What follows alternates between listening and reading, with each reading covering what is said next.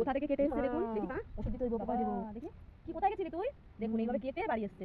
এগুলো কিন্তু আমাদের বাড়ির কোনো পোষা কুকুর নয়, এটা থাকে, বোন চেষ্টা করে, বোন যেটুকু যা কাজ করে সেখানকার কিছু অংশ এদের জন্য খরচা করার। তো আপাতত ওষুধ ঘরে নেই, তাই লাল ওষুধের মধ্যে ভালো করে দিয়ে তারপরে এর মধ্যে একটু হলুদ দিয়ে দেবো। এই চাটবি না, দাঁড়া একটু দাঁড়া, দাঁড়া দাঁড়া দাঁড়া, এই এই এই বাবা ভালো করে খেয়ে হলুদটা ঢুকিয়ে দেবেন।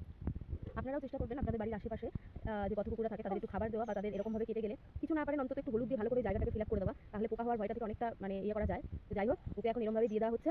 পরে ওষুধ এনে ওষুধ তুই ছাড়, কষ্ট হচ্ছে আসলে, কাটা জায়গা তো ছেড়ে দেওয়া। যে মারলো কে জায়গা, এই জায়গায় কে মারলো তোর আগে শুনি, আগে যা।